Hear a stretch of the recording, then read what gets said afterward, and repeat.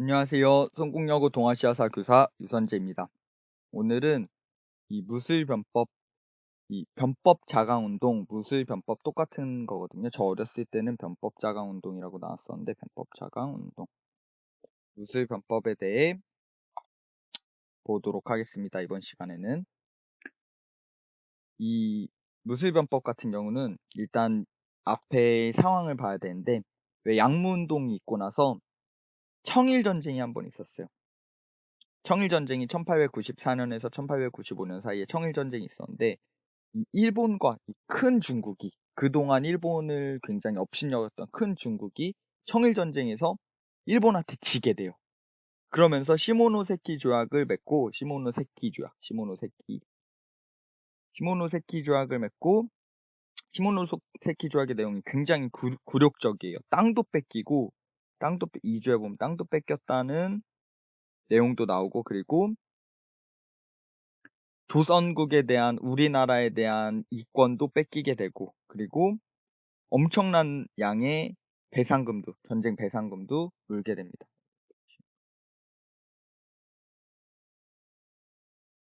그래서 중국은 충격을 먹은 거예요. 그래서 양무 운동으로는 안 되겠구나. 이제 법과 제도를 바꾸지 않고 기술만 받아들이는 건 안 되겠구나. 왜냐하면 일본은 이때 메이지 유신으로 완전히 모든 걸 바꿨었거든요. 그래서 우리도 일본처럼 근대화해야겠다 해서 일어난 게 무술변법입니다. 무술변법을 보도록 할게요. 자, 그러면 무술변법 같은 경우는 양무운동과는 다르게 법 제도까지도 변화시키고자 하는 본격적인 개혁운동이었습니다. 저번에 양무운동 할 때는 끝나고 밑줄 쳤는데, 시간 절약하기 위해서 밑줄 치면서 수업하면서 바로 밑줄 칠게요.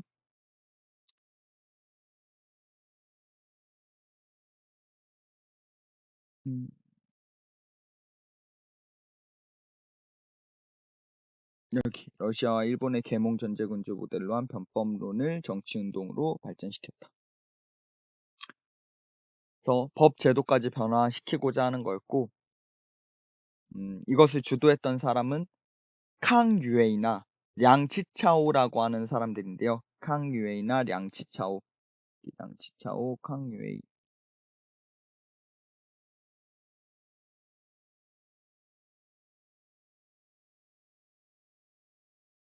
이런 사람들이, 이들의 구호는, 양무운동의 구호는 뭐였죠?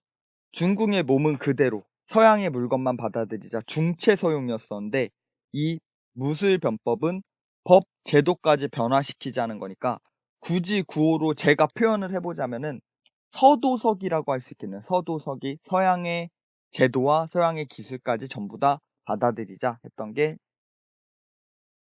이 무술변법이고, 또 이 무술변법을 주도했던 사람들이 모델로 삼았던 나라는 이 아시아에서 유일하게 개혁에 성공한, 메이지 유신으로 개혁에 성공한 일본이었습니다.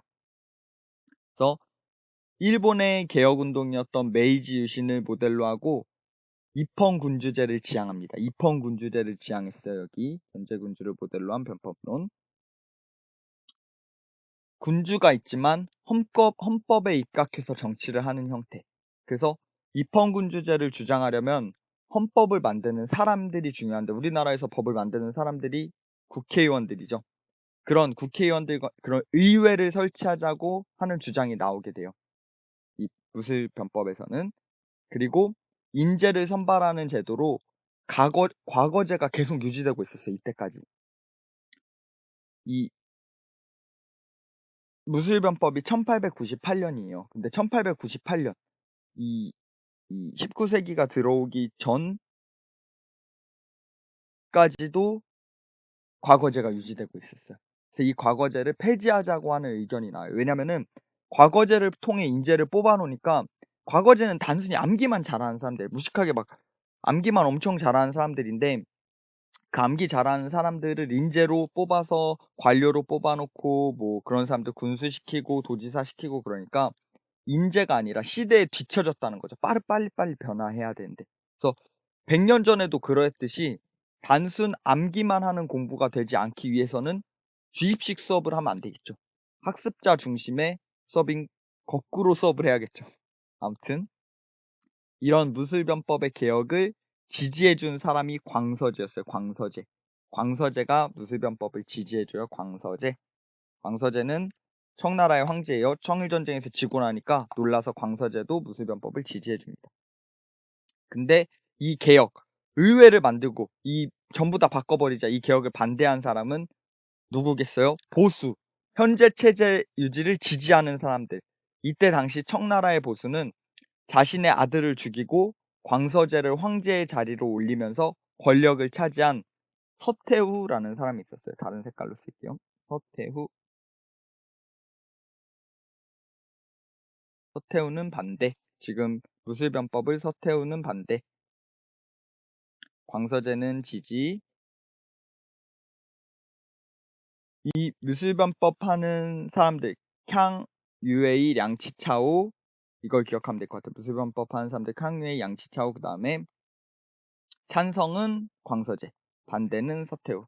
그래서 광서제가 서태후랑 권력 다툼을 하다가 광서제가 이 서태후가 광서제를 황제로 만들어줬어요. 근데 서태후는 굉장히 고집 있고 보수고 지금 시대는 흐름은 변하는데 서태후는 변하지 않는 인물이었어요. 끝까지 청조, 왕조, 자기네 권력 유지에만 힘썼던 사람이 서태후였고 그래서 광서제는 안 되겠다 싶어서 서태후를 죽이기 위해 군대를 보내게 돼요.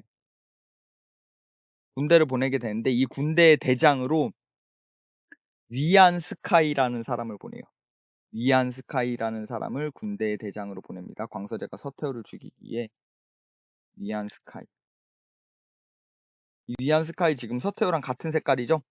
위안스카이를 보냈는데 위안스카이가 서태후한테 이걸 위안스카이를 잘 기억해야 돼요. 위안스카이 뒤에 뭐 순원 계속 나오게 됩니다. 나중에 황제까지 하려고 했던 사람인데 광서제가 서태후를 죽이려고 위안스카이를 보냈는데 위안스카이가 서태후한테 이걸 일러요.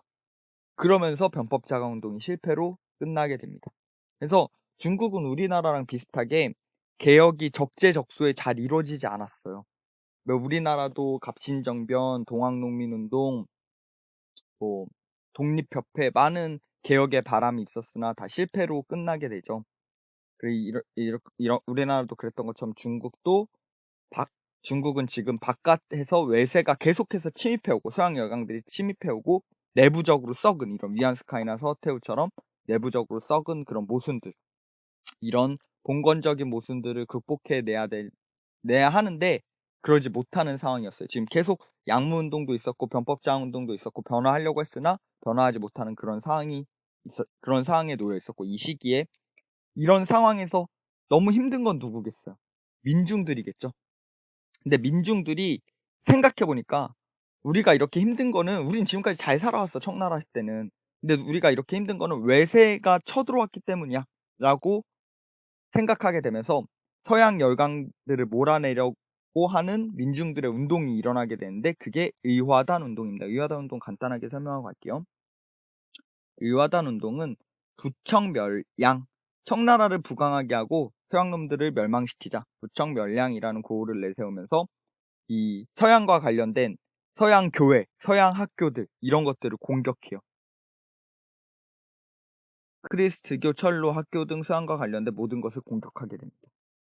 그래서 서양 열강들이 자기네 나라 사람들이 공격당하니까 당연히 무섭겠죠. 그리고 의화단 운동 되게 재밌는 게 의화단 운동도 약간 종교적인 성격을 띠는데 뭐 의화단 운동에서 뭐 운동을 배우면 뭐 서양의 총알을 비껴갈 수 있다 뭐 막 그래서 다 같이 운동하고 그랬대요. 아무튼 의화단 운동이 커지자 이 서양 열강들이 의화단 운동을 막기 위해서 군대를 출병시키면서 신축 조약을 체결하게 되고 또 거액의 배상금을 물게 되면서 또 정말 청나라는 계속 나락으로 떨어지는 그런 상황에 놓여지게 됩니다. 지금 제가 변법자강 운동 우리 이 184, 185페이지 여기가 8번째 주제인데 이 8번째 주제에서 여기 간단하게 설명했고 이 부분은 근데 시험에 나올 수도 있어요. 이 부분은 제가 지금 설명한 거하고 청일전쟁, 시모노세키 조약 이거 갖고도 시험에 충분히 나올 수도 있고 여기 교과서 한번 읽어보고 이 무술변법에 대해서 길게 설명했고 의화단 운동 간단하게 설명했기 때문에